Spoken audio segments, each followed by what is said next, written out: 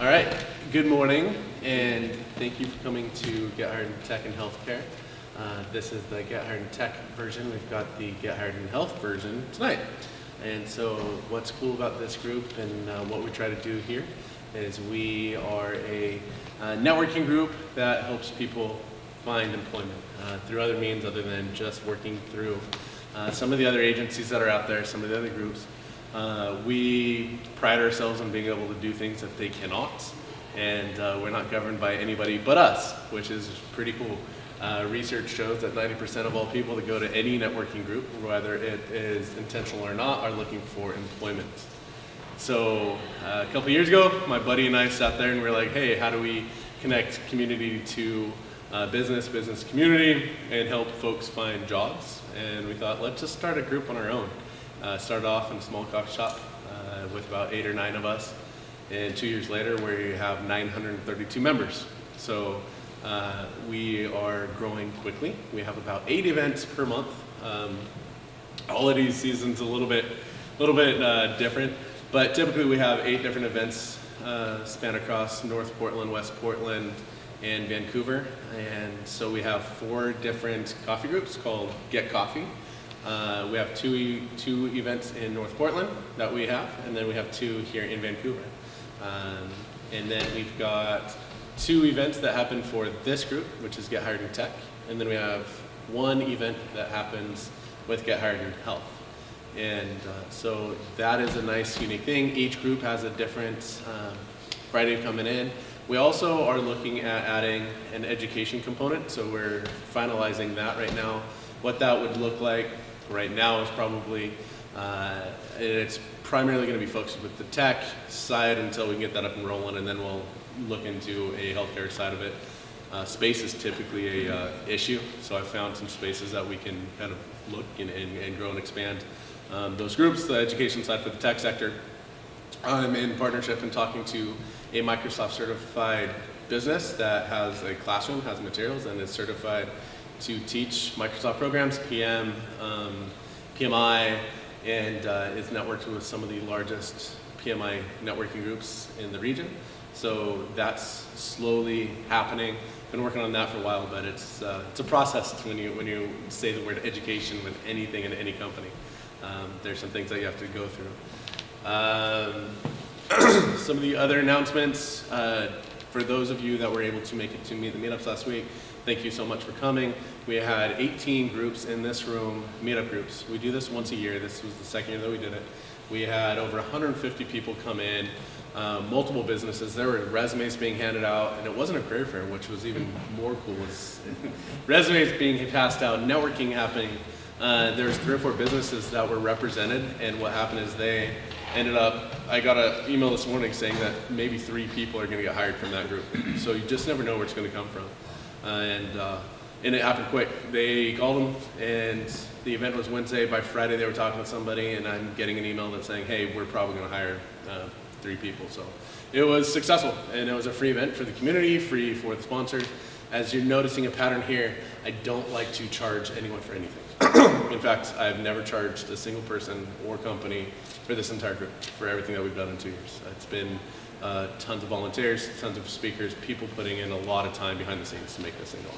So if you ever have a chance to see any of the other organizers out there, and they mentioned Get Hired in Tech and Healthcare, say good job, just because they're killing it behind the scenes. There's a lot of work that goes on behind it. Are you sponsored, or if we wanted to help? Sure. Yeah. Great question. Yeah. Thanks. I'll do all donations. Yes, we have some sponsorships right now. They're in kind. Presso Coffee, they host the Get Coffee location. We have Gravitate, and so they help with a few things when they can. Right now it's all in kind, but we will be very, very, that's kind of another announcement in the future. In early 2020, we're looking at either turning this into an actual business, and so we'll be looking at kind of a sponsorship model for that. It just depends on when things slow down a little bit. So 2020, that's absolutely going to be a thing. We're going to be looking heavy for sponsorships to keep going so we can do more, than what we're doing now with, Max's budget, which is limited. So with that said, I want to introduce Kim Conrad from Peace Health. she spoke to our Get Hard in Health group, what was it, a month ago-ish? August, okay, so a few months ago. Doesn't seem like that long ago. And I heard rave reviews about Kim. And I sat there and I was like, I need to meet Kim. And she worked at Peace Health with Brandy, who is she helps organize our healthcare side. And Sean, who is also an organizer for our healthcare side. And they're like, gosh, you need to meet Kim. And I was like, who's Kim? And contacted Kim and said, hey, let's go have coffee. Let's go see, let's go talk. And just found out she has very similar backgrounds in education, very similar goals, and what she knows, and it really spans between the tech and the healthcare sector. And I was like, hey, this is awesome. So Kim is going to be our newest organizer actually for the group. She's now an assistant organizer for Get Hard Tech and Healthcare, and has a ton of information to share on what she does. Quick announcement real quick, and then I'll let her get started.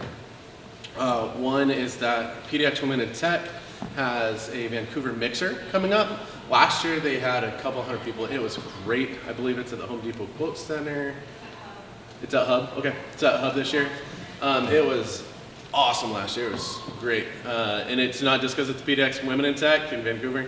Doesn't mean the males can't go either. So they are very, very open to everybody being there. So I've got cards if you want information on that, but it's Monday, December 2nd from 5 to 7 Hub. Free registration, but registration is required because they need to make sure that the space is limited. So I've got flyers to I'll just hand them out, and then you guys can take them and look at that. Other than that, I'm gonna let Kim get to it. Thank you. Yep. Good morning, everyone. I want to thank all of you for coming, especially early on a Monday morning for a holiday week. I think you should all be really proud of yourself, and I'm actually kind of astonished that everyone came. So thank you so much for joining. My name is Kim Conrad, and I am a talent sourcing specialist for Peace Health. And I support not only the medical group non-providers, but I also support our corporate jobs, which would include tech jobs. So, sorry, would you mind? Oh, sorry, one more. So, yes, show hands. We've got 2 hands. Can I see 4? All right. I love. Oh, this is going to be a good group. I'm excited already. Okay. So, show of hands. How many of you have worked in healthcare previously? Oh, good. A good chunk of you. How many of you want to work in healthcare? Perfect. And so everyone has raised their hand at some point, so I'm not going to ask if anybody needs more coffee. So that's good. That's good. So just a little bit about myself. Like I said, I am a talent sourcing specialist for Peace Health. I've worked there for almost 3 years, supporting the recruiting efforts. But prior to that, I worked both in executive search and other allied health agencies. So I am very familiar with talking to people about jobs at all varying levels of professionalism, whether entry level all the way to C-suite. So that's something that I really enjoy doing. I am a graduate of Oregon State University. Go Beavers. I do have season tickets to football. Yes, we did lose on Saturday to a Washington team. And I'm still coping, but yes, I do. Close. It was very close, thank you. It was very close. Yes, I am a Beaver fan, born and raised in a Beaver family, studied communication, actually looked at the rhetoric of episodes of I Love Lucy, so if you enjoy old TV shows, we can certainly chat about that too, in addition to tech jobs. I also like old movies and old TV shows, reading, trying new food, chatting with Uber drivers, and chatting with people about jobs. So just a little bit of background in regarding to healthcare jobs. Sorry, one more. The healthcare industry is growing, and it will continue to grow. The Bureau of Labor Statistics, projected that there's going to be an 18% increase in healthcare jobs over a 10-year span. So 2016 to 2026, there's going to be a huge increase, and that's nationally. So this is more of an increase than any other industry that the Bureau of Labor Statistics tracks. So there are going to be more and more jobs coming available. Of course, a good chunk of them are patient-facing, but as I will discuss later on, a good chunk of them are also going to be tech jobs due to some fairly recent changes in legislature.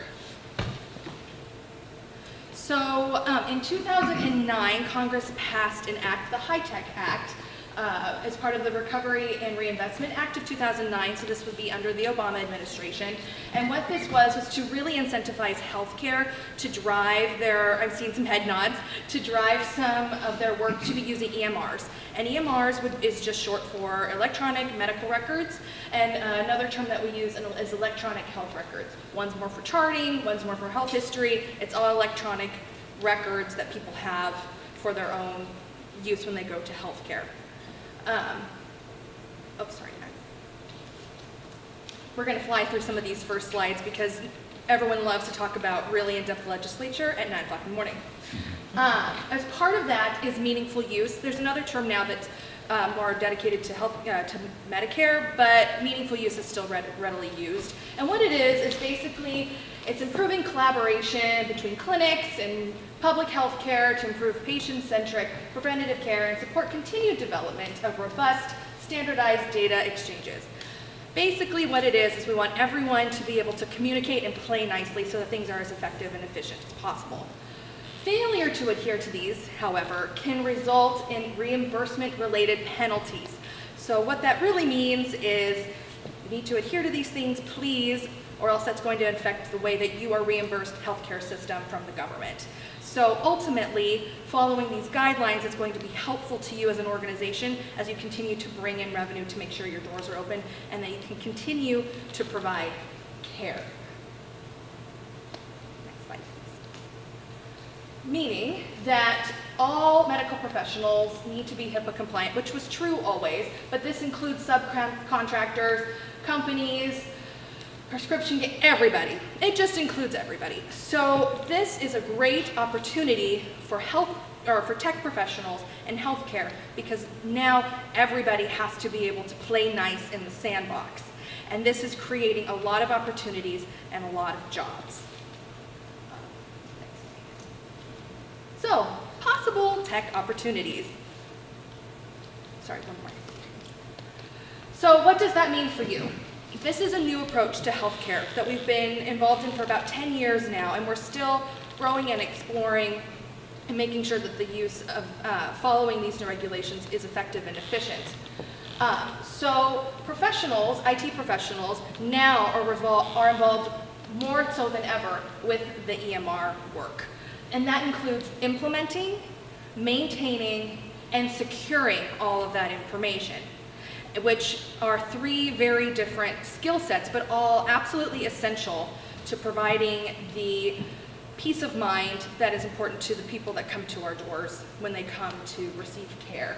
And people that are hiring for those with this skill set are not just healthcare systems, like Peace Health, for example. We are a group of hospitals, and we have a medical group as well, which would be a group of clinics, but also vendors and consultants. So we have to partner with vendors and consultants to make this process work. And so people are hiring in all four of those types of employment environments. So there are quite a few different jobs. I just selected a few that I thought were fairly interesting and talked a lot about the different facets as opposed to implementing, maintaining, and securing. So this one first, informaticist, and yes, I did practice that,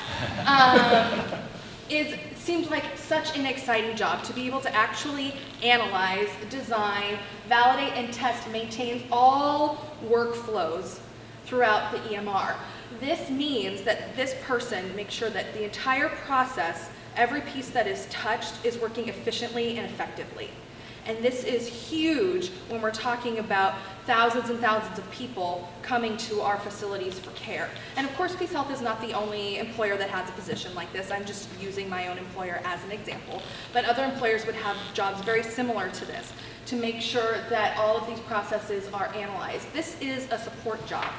And it really focuses on optimizing that technology so that what we are doing, like I said, is very efficient and very effective so that our care is seamless for the patient.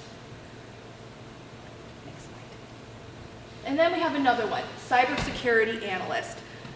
This, if I were to start over completely in life and become a tech professional, this is a job I would want to do because you get to actually look at cybercrime and cyber attacks. And I feel like it's very stealthful and very exciting. And as many of you can imagine, healthcare is under cyber attack frequently. So we need to have people who are as qualified as possible, making sure that our information stays safe and secure. So once again, we see here a job where they're actually able to analyze the events and potential threats and then provide solutions in order to protect our information and protect our patients so that they can continue to have faith and trust in our organization. And I also want to point out, just for something for fun, one of the preferred certifications is a CEH, which is a Certified Ethical Hacker. And I was not very familiar with that term, but I have to tell you, if you're looking for a certification or even just something to examine, that sounded like a pretty fun, potentially great way to continue your career in tech. So some other jobs that people might be aware of. Desktop support, that's pretty standard, speaks for itself, supporting people as they need help figuring out their computers and other issues as they're trying to help with patient needs or even administrative jobs. There's also HR IT support, which would be specifically looking at what we call caregivers, which would be employees, their IT needs, and making sure that that process is seamless so that people have the information that they need when it comes to their HR needs, whether it be benefits or applying for jobs as an internal person. Web design is another area, either the aesthetic area on the front end or the technical area on the back. Both of those are essential to the success for healthcare jobs. About 80% of traffic is mobile now, so someone that also understands obviously how mobile would be effective and helpful that's essential to a job like that. And then with all of these new jobs, having effective leadership is absolutely essential. Whether that's just an emergent leader within your teams, in your area, that you're working with your coworkers, or whether that's a leadership title, these are all areas in which we need support and growth as an industry as we continue to fill the 2.4 million jobs that are going to come available in the next decade or so. So I have rattled on about these are all the jobs and this is why, but you're here for the competitive edge. So what is it that's going to make you competitive in looking for a healthcare job? First one is a change in mindset. And I know that sounds interesting, but the reason I mention it is this. Most tech jobs are creating the product. You are creating the widget, you are creating the circuit board, you're creating the interface, you are creating the environment. It's the product. Healthcare, however, is supporting the product. In healthcare, what we do is provide quality care. We help people in their time of need, and we help them when they're sick, and we support their families. And so having a change in mindset is going to be huge when looking for a job in healthcare, even in the tech world. Because no, you probably would not be providing any face-to-face patient care. I don't in HR, but what I do is I help to find people who are quality so that they can provide quality care for our patients. The same goes for a position in tech. You help provide the most seamless and effective processes so that we can then provide the most effective care for our patients and give them the best experience possible. It's also important to understand possibly a shift in culture. Some tech organizations have a very different culture than healthcare. Healthcare is, a lot of them are not-for-profit or mission-based. Peace Health happens to be both. So while we do have, that Catholic mission, those Catholic roots, you certainly don't have to be Catholic to work there, but those are part of our guiding values as an organization. And so understanding that as you look for a job really frames the way that you approach looking for work. And even if you're looking for a healthcare job that may be in a secular healthcare employer like Kaiser, or maybe a research employer like OHSU, you're still working with a healing culture, and where people not only measure the dollars coming in, but we also measure the care that's being provided. I was talking to a friend of mine who's a project manager with our organization, and we were just talking about looking for jobs and how you format a resume, and I was giving him my usual spiel of, well, you want to quantify your information, and so, give us numbers in your resume, and my usual spiel, and talking about, you've decreased this overhead, or you've increased efficiency by this percentage, and outlining it in a resume and talking about how that's a really strategic way to frame a resume. And then he turned to me and he said, Kim, what about lives saved? Because we track that. And after I've worked at Peace Health for 3 years, and I have to tell you that turned a light bulb on in my mind. Lives saved is something that we actually track. So that number is as important to us as any other number, because this is why we're here in healthcare. So, and I really emphasize that because understanding why healthcare jobs are different is this right here, the healing culture. Saving lives, providing care, creating a wonderful environment in our communities. And so if you're looking for a job in healthcare, whether it's at Peace Health or anywhere else, keeping that in mind as part of why you come to work is going to make all the difference in your job search. Other things to look at, transferable skills. Please read the job description when you come to apply for a job. I know that sounds really, really basic, but read the job description, read the summary, read the job duties, and read the qualifications.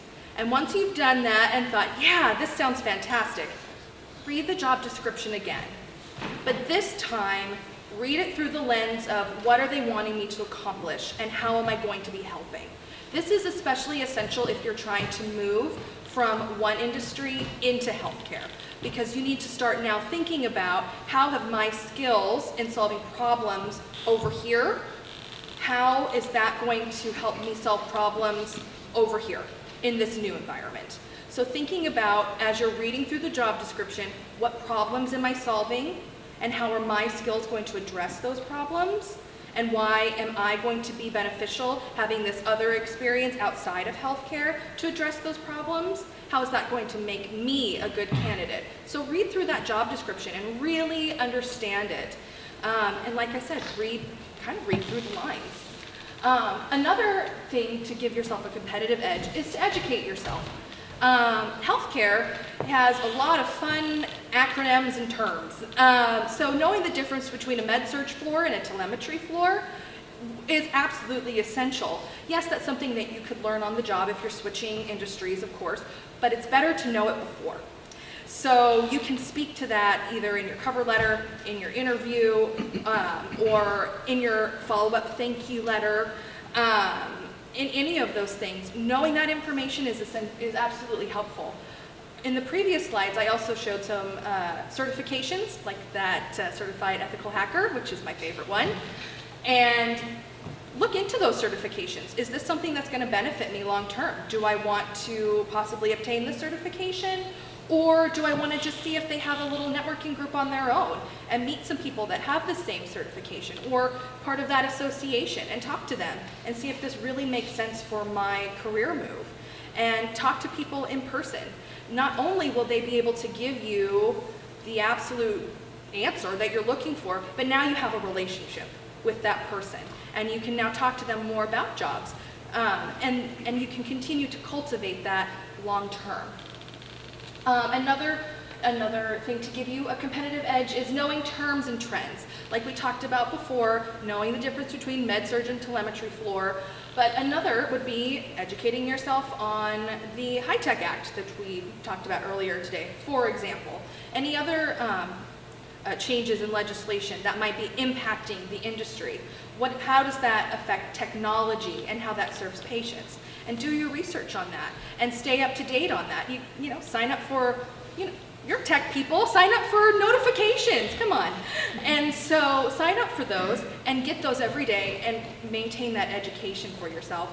And then you'll be able to speak intelligently as you continue to chat with other people. Also, know your own skills.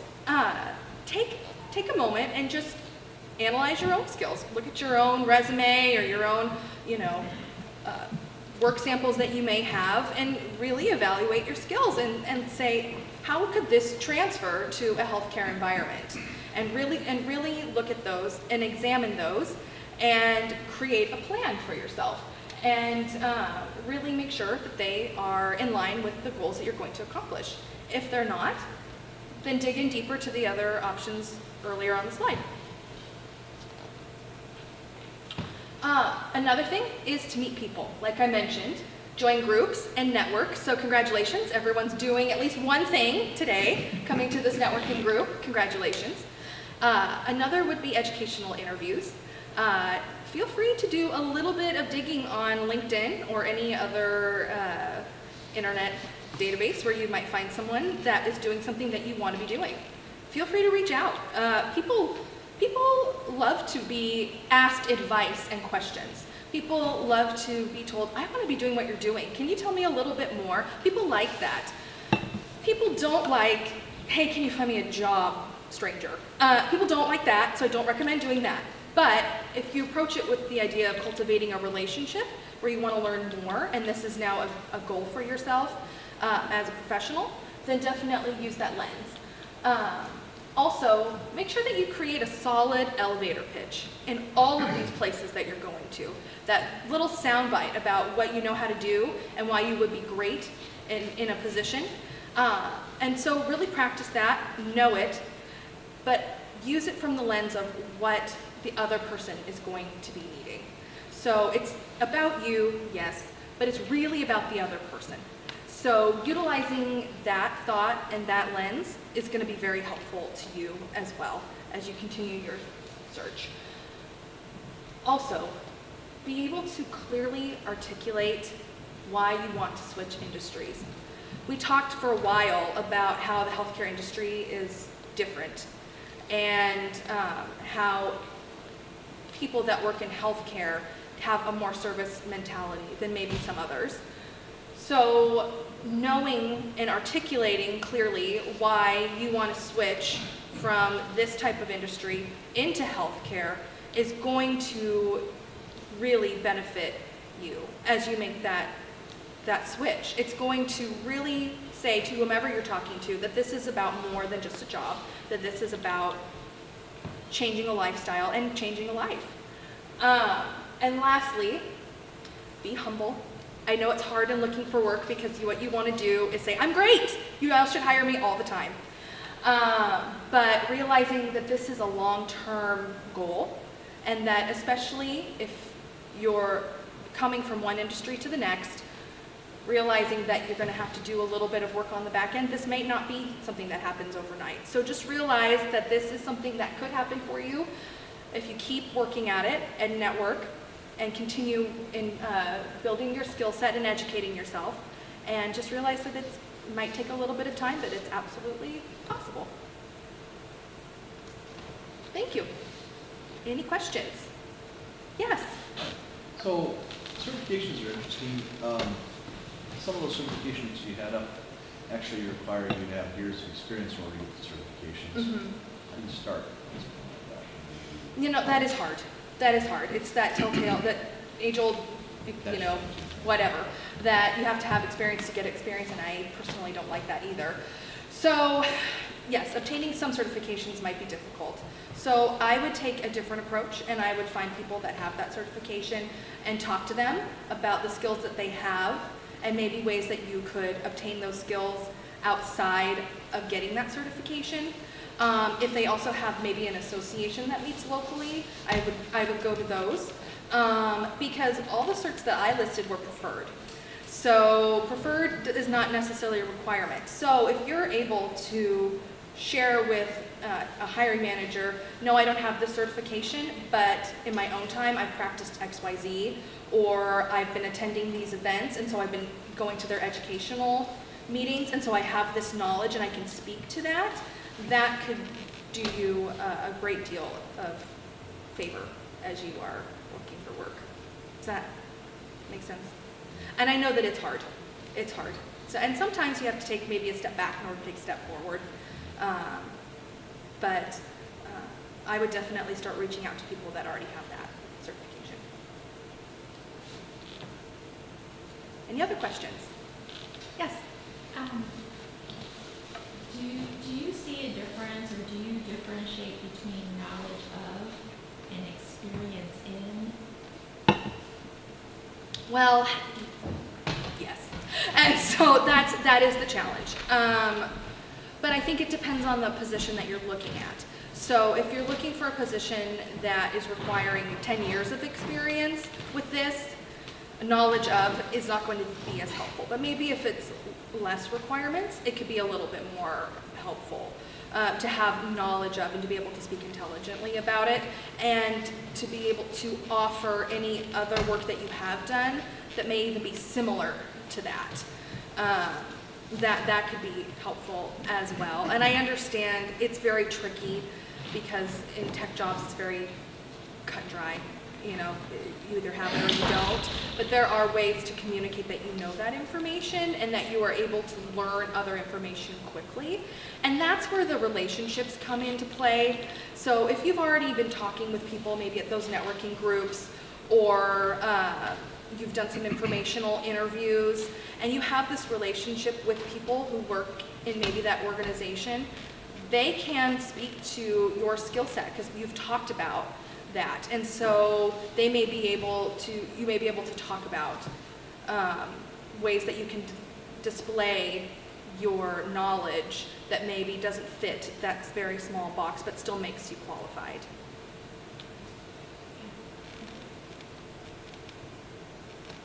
Yes? Sometimes people feel frustrated because they feel like they'd like to have that conversation, but that the HR department isn't letting them through because they don't have that on their resume. Mm-hmm. And what you're saying makes so much sense. If you just talk to the right person and say, well, look, I actually do have these skills, but I don't have that exact match. Do you have any clues for us on how to get around the HR department?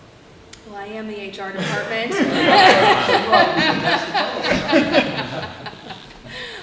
Yes, that is a challenge, and that's not just a tech industry conundrum. That's everywhere, and so I don't want you to feel like that it's just us in the room. My suggestion is to broaden your scope of employers. So if you find that healthcare systems tend to be a little bit more in box, look at consulting agencies and vendors. They may be a little bit more fluid, and they can also provide that experience, on-the-job experience, that could make you more competitive for a healthcare system or a medical group. Because, like I talked about, we have to all work together because the government told us to. So we are doing that, and so if you can't play maybe in this sandbox, you could just learn those same skills in maybe this other sandbox and transfer over. Like I said, it's the long-term game, and so maybe that's not the answer everybody wants to hear, but it could be a strategic step in your career that you could take to get where you want to go. Yeah. Yes? So what changes has Peace Health done lately to ensure that if you got a career at Peace Health, it would maintain? There's been a lot of volatility in the management, in the direction, and there's been layoffs for tech departments, there's been layoffs for support staff. I know some people that work there, and it's the people that help them do the work have been laid off because they want to make the bottom line look better for some reason. I'm a little leery of those type of things when looking at a company, is I don't see a long-term stability of being a tech person at Peace Health.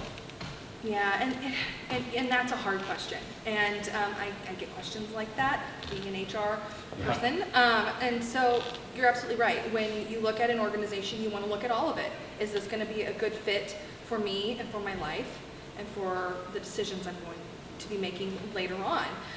You do want stability, and I don't blame you. I do too. So I can say this about my employer. I do enjoy working for my employer. By the nature of our size, just like any organization, there are ebbs and flows in the workforce. I am not part of the strategic conversations up here that make those decisions about layoffs or what have you. So I can't speak to that specifically. But what I can speak to for job seekers in general, and to help you as you're looking, is to build your network, because there really is not stability in large organizations, and I'm very proud of my organization. It's not a slight on Peace Health at all, but to build your network and to always be growing and building and maintaining relationships, so that if something were to happen, then you can have that backup. I do know that Peace Health, we are taking quite a few initiatives to look at all of our processes. There's this big push for lean processes specifically to make sure everything is effective and efficient. And there's also an investment in that, and they're looking at all areas of the organization. I can't speak to more than that because I don't know more than that. But I do understand any hesitancy you might have because of what you might have heard. But I also understand that we are also looking for people to fill roles as well. So we are still looking for people to grow with this mindset and to help us fill our mission. At one time, it was mostly in-house engineers, software engineers. And if I remember correctly from what I read and heard, that they chopped complete departments and outsourced a lot of the software and engineering work. Do you know anything about that? Do they still have in-house engineering for their own computer systems? Or is it all outsourced? There was, and I understand why you would be using this platform to ask these questions, because you want to be smart in your job search.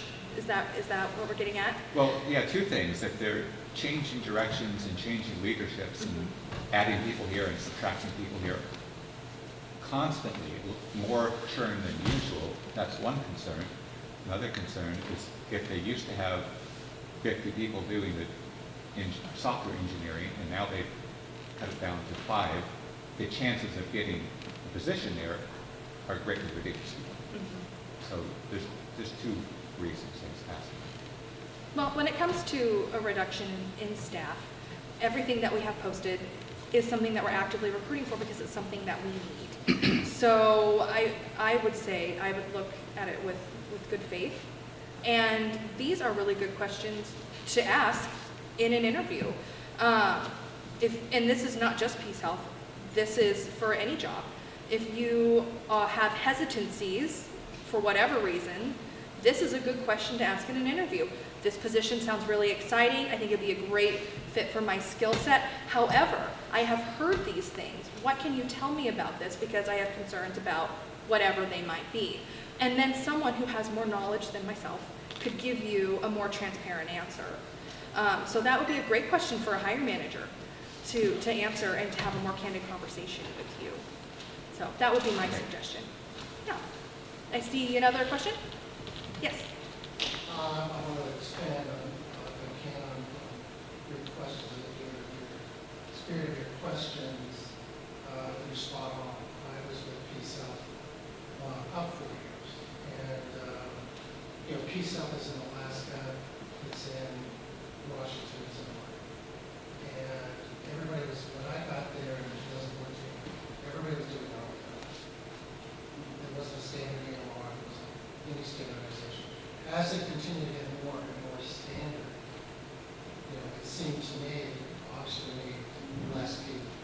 in certain roles. It's going to be constantly changing like that. And now they're all on Epic. The CMMS is all kind of tool, because I don't put it in. So it's all, they've done a very good job that if you're going to Sacred Heart in Eugene, and you're then up at Ketchikan, you get the same EMR, you can go back and forth. So that's important. As far as software engineers, I didn't know them when I was there. Okay, they have had some, but we weren't developing our own application. We were buying and implementing, that kind of thing. So another industry that's, in that spirit, I forget who it is buying TD Ameritrade, Schwab. You're going to see a lot of consolidation in finance as well. I think it's just, excuse me, 32 years in Intel, you got to be nimble.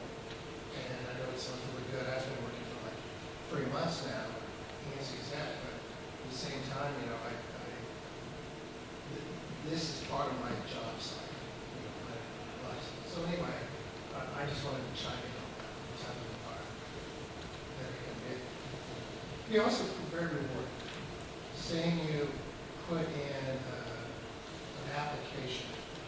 I put in OPEX, which is a fetal monitor system, and then watching doctors and nurses use it and having to do an emergency C-section because one of the twins was in distress. You help put that in to enable excellent doctors and nurses and do good work. That's a good feeling when you get part of it.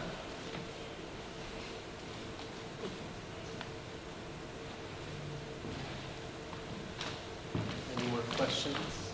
Kim? I'm a tech, but I'm also a paralegal. So I've been watching HEPA and I've been watching what's been happening in the EU. It looks like, depending on next year's election, we may see a ramp up in privacy, and U.S. data will not be allowed to leave the United States.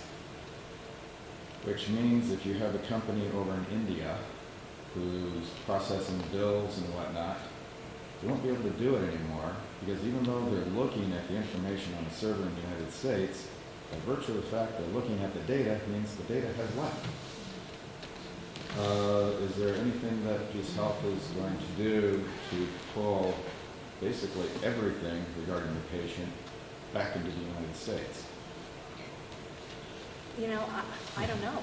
I'm not privy to any of those conversations.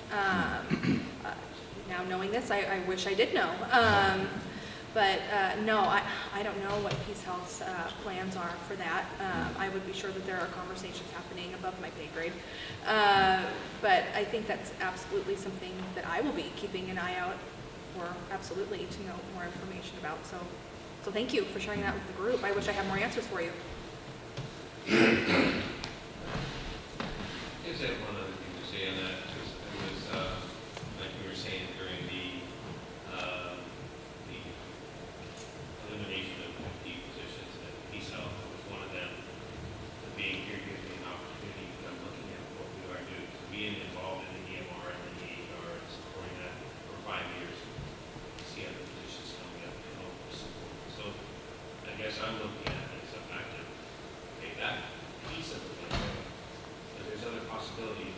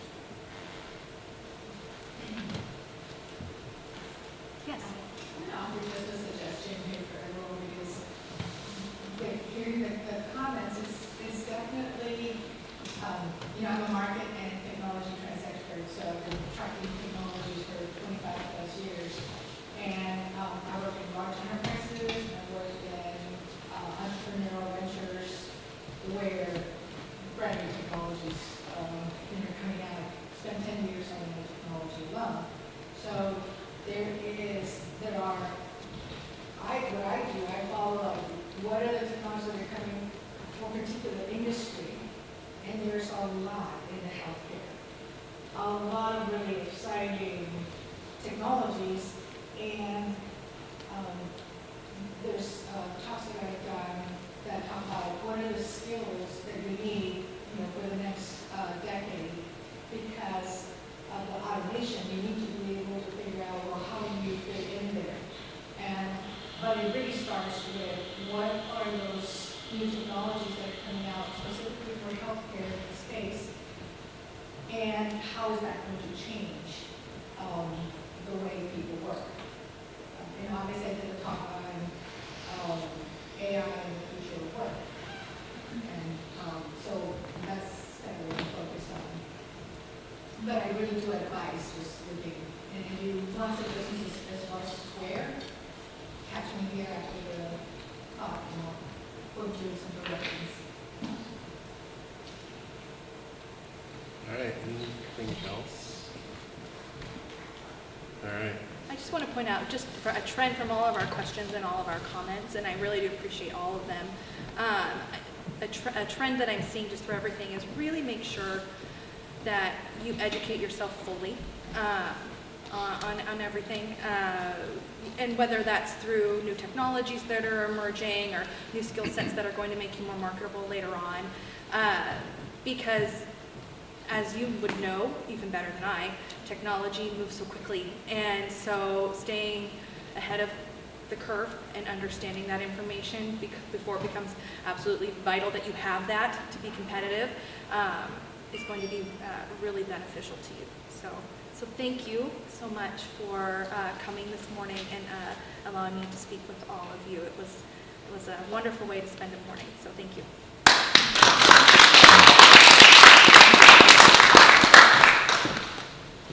Thank you so much. Yeah, thank you. Quick things just to kind of wrap up, guys. I always like to kind of go over a quick summary and kind of put in my 2 cents on the presentation. A couple things that she mentioned that I would love for you guys to take away with, and something that I preach all the time. My background is 10 years in talent acquisition and account management. So in the last 4 years, pretty much in the tech field. So the one thing that she said that I absolutely 100% agree with, that I tell people all the time, but I don't think people do enough, is that learning about someone else. So the informational interview, right? So a lot of people, and Kim and I talked about this, and this is one of the many reasons I asked her to join our Get Hired in Tech and Healthcare team, is that she and I both agree that, go out and reach and touch, and for our jobs as recruiters in the background, it's going out and talking to people that we don't know. It's picking up the phone and saying, that person looks interesting, and not being afraid to reach out and say, hey, I have a question. Maybe it's not about a job. The one thing about that is it's scary. But if you look around the room, everyone, depending on your skill sets, competing against everyone else in the room if you're unemployed or looking for a new opportunity. So you've got to think about, what is the person next to me doing? What am I doing that they are not, to get that competitive advantage that she talked about? Some of those things also, I'm not planning for, and she said it, the long-term game, right? So if I'm looking at, even on what I'm doing now, account management, I'm looking for things, because right now, yes, there are some jobs. You're going to hear back and forth. Oh, there's plenty of jobs in November, December. Oh, there's plenty of opportunities right now. Kind of. They're going to post. They're going to hire in January, February. That's how it goes. I don't know anyone that's really going to do real talk with you that's going to tell you, this is really the real, yes, there are going to be jobs, but they're closing out budgets from this fiscal year. New budgets are opening up. So yeah, there's going to show tons of jobs. There really are little jobs right now. But that doesn't mean people aren't hiring. But what are you doing right now? Who are you contacting right now for January, February? I sent out an email to the whole group last week, I think, talking about this a little bit. You want to be setting yourself up now. This is where the real hard work comes in, the networking right now. November and December should be, your day should be network constantly. Touch and talk to as many people as you can. So with that, a lot of people say, how do I do that? For us, we're kind of freaks in that nature. That's what we like to do. We like to go talk to strangers. We didn't listen to our parents. We will take the candy from the strangers and say, oh yeah, let's talk. So how do you do that? And what is the give, right? So that's the side of it. It's not just asking. People, yes, they want to hear, but what can you give? Think about that. You know, I challenge you today to think about if I'm reaching out to so-and-so person and I'm saying, hey, I would love to talk to you over a cup of coffee. What do you have to give to them? Is it just going to be a take? Is it going to be a mutual conversation? Is there something that you've done in your research behind the scenes to look at this person and say, you know what? I know what they're doing now, but I know where they went to school. I know, and it's not stalking, it's on their LinkedIn profile, right? Maybe they haven't been a tech or X, field forever. Maybe you tie those in. On my LinkedIn, I say that I love solving, and I'm a professional puzzle solver. Because what I do and what I've done in the last 10 years is taken people's whole package. I ask people, when I was recruiting and I do those things, I don't ask people just from, what are you doing now or what have you done within the last 6 months? I ask them, when you were 10, what did you want to be when you grew up? And it opens the door. Oh, I wanted to, okay, now we're getting somewhere. What did you want to be when you grew up? Are you doing that now? No. What changed? Am I asking about skills? No. Am I asking about any of those things? No. But the difference in conversation when people want to open up, see if you ask about things like that, maybe it's not that, maybe you can, maybe they, find anything. Maybe they love building RC cars. Oh, that's how you got into tech? No, that's actually just hobby, but you don't know where those conversations are going to go. And then, maybe that's not a job opportunity right now, but when that position opens up, guess who they're going to think of? Oh, that person cared not just about what I can do professionally, anybody can talk about that, but they cared about me as a person, right? And then, again, think about how can you help them? What can you do? Everyone here has something to offer. A lot of people have a hard time discovering what is it, and especially, I'll tell you this, I've been unemployed, I've been on that side of it many, many times. I've been to the gutter, standing there looking for food stamps, looking for anything that I could to help my 2 kids. I've been there, and it sucked. And so when I was at that low point, I challenged myself every once in a while. Thank goodness I had a good support system, because otherwise I wouldn't have made it. But I got challenged by my grandma. She said, Max, you've got a ton to offer. And I was like, I don't have any. Because that's how you're down, you're doing, well, what do I have to offer? Especially this time of year, it's like, man, what do I have? So you got to dig deep and say, I do have something. And it's hard. If you need help with any of that, ask us. Ask a friend. Hey, I'm having a problem. I'm struggling with this.